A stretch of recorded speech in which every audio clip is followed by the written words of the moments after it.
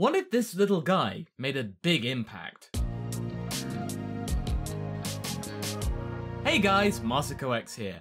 What if Week continues with another little bit of a balmy and zany scenario involving this little guy, Krillin. Now my buddy Kwame did a video about what if Krillin killed Vegeta, but that one was when Krillin could have killed Vegeta in the Saiyan saga. So to switch things up a little bit, I instead decided to not focus on that incident, but the time where Krillin nearly killed Vegeta on Namek. Wait, what? Masako? What? Krillin was way weaker than Vegeta. How could he have killed him? Especially in the Namek saga. Yeah, well, that's absolutely true. However, two factors allowed the Earthling to severely injure the Prince of all Saiyans. First off, Krillin used all the energy he had at point-blank range, and second, Vegeta let his guard down intentionally so that Krillin could injure him, so then he could gain a Zenkai boost when Dende subsequently healed him. Instant ticket to kicking Frieza's ass. Oh, that so didn't work. So yeah, okay, we all know that story. But what if that were to change somewhat? Vegeta's dastardly plan of exploiting a Zenkai boost goes horribly wrong. It's entirely possible that what I'm about to say could have happened, so let's explore it. So, we travel to the Frieza saga. The gang have gathered the Dragon Balls, summoned Porunga, have wished Piccolo back to life and to Namek, and are just about to give Vegeta the immortality he's oh so craved, but then something bad happens. Guru dies and the Dragon Balls go with him, preventing the immortality wish from going through. Uh-oh, Vegeta's not the only one that's going to be displeased. Frieza shows up, and once he finds out that the Dragon Balls are no longer active, he's going to lay waste to not only the people around him, but the entire planet. At this point in the story, Vegeta is just about strong enough to take on First Form Frieza. But since Vegeta knows that Frieza can transform thanks to Zarbon blabbing, he's just saying, get on with it, Frieza. Hey, it's Vegeta's funeral. Sure enough, Second Form Frieza vastly outclasses Vegeta, and the Prince of all Saiyan is left as a quivering and whimpering mess. Thankfully for him though, Piccolo, now fused with Nail, shows up and decides to take on Frieza single-handedly in his second form. It actually provides us a very effective decoy, so that means Vegeta can escape, grab a ship, and then just flee the scene, but Frieza catches on to that plan and stops him in his tracks. As Frieza escalates even further through to his third form, Vegeta hatches a plan that can get him a Zenkai boost instantly, and it concerns Dende. He demands that Krillin almost kill him by using all the energy that he's got, and then Dende can heal him, therefore exploiting the Zenkai boost. With Vegeta back up to full strength, who knows what powers he could tap? He might be able to become the legendary Super Saiyan. He won't be your average Saiyan warrior anymore. Because of how intimidating Vegeta is and how much of a wimp Krillin is, everybody around really doesn't have much of a choice, so they gotta comply with Vegeta's wishes. In this situation though, Krillin's just that little bit too scared, so instead of using just enough energy to pierce Vegeta's body, he goes way overboard. This is kind of understandable, what with the pressure of Vegeta bearing down upon him as well as Frieza. Now remember, Krillin is using everything he's got at point-blank range. Vegeta is left with an even bigger hole in his chest as well as some singed organs. Actually, now that I think about it, there's a lot of gaping holes in Dragon Ball. Now, like in the anime, Dende is there to provide the healing action, but I think at this point, two things could happen. Either Frieza spots Dende earlier than planned and kills him outright, so that means Vegeta can't heal, or another thing. And this option is the most dramatic and compelling. Dende just doesn't. As far as Dende is concerned, Vegeta is one of Frieza's men. Why should he help him? Screw him, let him die. Here, Dende would deliver a cold and serious rant, much like how Goku delivered to Frieza at the end of the Frieza Super Saiyan fight. Dende would watch as the life would ebb away from Vegeta's eyes. Vegeta is dead. With Frieza in his third form and Vegeta dead, Gohan, Piccolo, Krillin and Dende have to think up of another plan. They use a solar flare just to get enough of a distance away from Frieza that they can try and formulate an escape, which might be effective. Since Frieza cannot sense energy on his own, this does give the gang enough time to get to Frieza's ship, so they might be able to use it to get off Namek and return to Earth. Also, Goku's resting up on that ship, so they managed to get Goku at the same time. It's a win-win-ish? Who knows, they might be able to wake Goku up in time, so that means he could take on Frieza. Solves them a lot of trouble. Unfortunately for them though, Frieza's thinking on their same wavelength, and sure enough, he's a lot faster than them, so by the time that they just barely arrive at the ship, Frieza's right on them. He applauds mockingly at their feeble attempt of an escape. Oh goody! I love a little bit of a show. I love how my prey likes to escape. It's a cute little diversionary tactic. Well done. He rewards them by showing them his final form. As he then waxes lyrical about how his final form is so strong and that no one's ever seen it before and that they should be honored that they're seeing it before they die, Goku wakes up whilst he's in the medical pod, and he can sense what's going on outside, as well as being able to hear it somewhat from inside the pod. Suddenly, in the middle of his speech, Frieza figures out exactly what they're doing, trying to escape the planet. So, because he doesn't need the ship, he can fly in space, he just shoots an energy beam at the ship, which is actually pointing towards the medical bay. Sadly for Frieza, it is met with an equally strong blast which repels Frieza's original beam up into the ionosphere. At this point, the fight would proceed as it does in the anime, only without Vegeta's death speech. Now you might be thinking at this point, oh don't worry, it's okay, Vegeta can be wished back with the Dragon Balls later. He is resurrected by the Earth Dragon Balls, which are used to wish back anyone killed by Frieza and his men. In this story, they wish everyone back, excluding Vegeta. My justification for this? Well, no one heard Vegeta's desperate plea and final epitaph.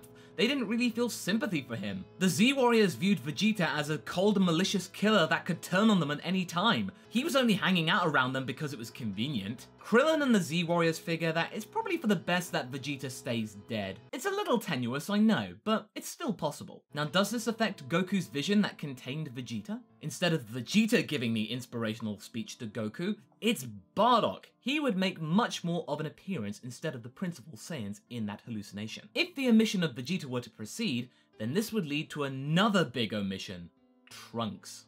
At least in this timeline. I'm going to keep future Trunks in this story because it's been proven that his timeline is slightly different. You know, multiverse theory and all that. One where the traditional Dragon Ball story has remained intact.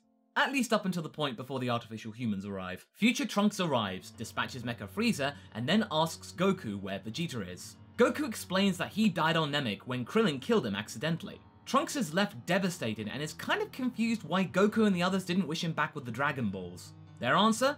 They just didn't feel like it. Left completely and utterly confused, Trunks remembers why he came back to the past and tells Goku, via Piccolo as well, about the artificial human threat. He implores with Goku to wish Vegeta back, as he could be of use to them in this fight, but the Z-Warriors are still reluctant to do so. Trunks gives Goku the heart medicine and leaves the scene really frustrated. 3 years pass, and like in the show, Cyborgs 19 and 20 show up in South City, and the events of the anime play out all the way until Goku goes Super Saiyan. Sure enough, the heart virus strikes, and Goku is struggling against a rampaging 19. With no Vegeta to back him up, Goku is overwhelmed, and his life force is drained completely by the rotund robot.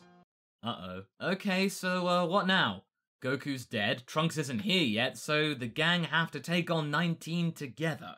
I'm going to say that through a combination of tactics and good fortune, Krillin is able to fire off a Kienzan, which slices off 19's hands, whilst he's actually draining Piccolo of his life force. With 19 literally disarmed, Dr. Gero instructs 19 to retreat. 19 shoots an I-beam through Piccolo's chest, buying Dr. Gero and 19 enough time to escape. After Piccolo is healed up by one of Krillin's senzu beans, Trunks arrives. Trunks and the gang come up with a plan to wish Goku back with the Dragon Balls from Namek. And they can do that because Goku didn't die of natural causes. And after much pleading from Trunks, they plan to wish Vegeta back too.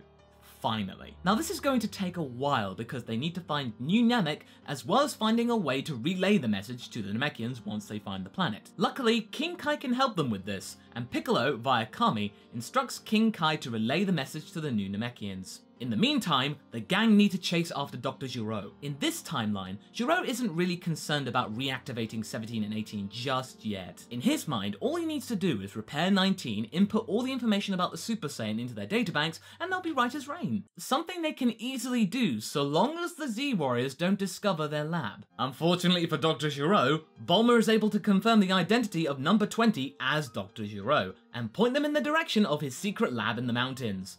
Oops. Armed with the coordinates for said lab, the Z-Warriors approach it much more cautiously than they do in the anime, suppressing their power levels and trying to figure out a way to get in. As Dr. Gero is repairing 19, the gang burst in through the doors, catching the Doctor by surprise. Trunks immediately rushes in, spots the pods containing 17 and 18, and blasts them with all of his might. Gero is overwhelmed and commands 19, now repaired, to get rid of these pests. Trunks is too strong and rapidly vaporizes 19. All the while, Gero is left just stunned. How could this have happened so fast? Piccolo catches him from behind and slices off the Doctor's head. As for 16, well, he's just part of the collateral damage as the gang destroys Gero's lab. With no Vegeta in the way, Trunks is able to command the situation much more effectively and get stuff done in a timely manner. They waste no time destroying every single scrap of Gero's lab. Anything gone. Now you're probably asking, what happens to Imperfect Cell? Don't worry, he's still knocking around and he's unaware about the fact that Gero's lab's been destroyed as well as 17 and 18. In this timeline, the gang are unencumbered with distractions, so they can head to Ginger Town where Cell is wreaking havoc. They promptly lynch the biomechanical android and thanks to Kami's advice, avoid the tail. So that's it. With no more distractions, the gang are able to wish Goku and Vegeta back via Porunga. The biggest difference though is that there is no Kid Trunks. At this point, Vegeta is barely aware of Bulma's existence. Vegeta is left bewildered about how everyone got so strong and why they wished him back. Trunks tries to explain the situation, but Vegeta is having none of it, and before anyone can get away in edgeways, Vegeta escapes, going off to lick his wounds in complete solitude, trying to process what the hell just happened. Still no Kid Trunks. Vegeta would spend the rest of the series as a recluse, desperately trying to figure out how to become a Super Saiyan like Kakarot. He'd be basically a few years behind where he should be in the anime. Now this also means no hyperbolic time chamber being used. They don't need it, at least not yet. Trunks is still not strong enough to defeat the cyborgs in the future. Well, this could open the door for an entirely new arc that is very similar to the Goku Black arc. Goku and possibly Gohan traveling forward in time with Trunks to defeat 17 and 18 in that timeline. How about that, eh? Well, I'm afraid that's a story for another video. If I were to continue right here and now, this would make for a very long video. So I'm gonna make a part 2 for a future What If week. I feel that part 2 of this tale would be a rather intriguing discussion. In this part, we realized that if Dende hadn't healed Vegeta and left him to die, Goku would have died at the hands of 19, Kami wouldn't have fused with Piccolo, and Kid Trunks would have never been born. At the same time, 17 and 18 would have been destroyed, having failed to have been reactivated. No Nookie for Krillin, sadly. You should have thought of that before you left a hole in Vegeta's stomach. Vegeta would have been brought back to life, but how would this weaker form actually make an impact in the story now? Let's wait for next time. So what do you guys think? Do you think this story sounds feasible? Would you like to hear more? Leave a comment below, check out the poll on the top right, and let's get this discussion going. Anyway, I hope you enjoyed this video. Until the next one, be sure to like and subscribe. Catch you later.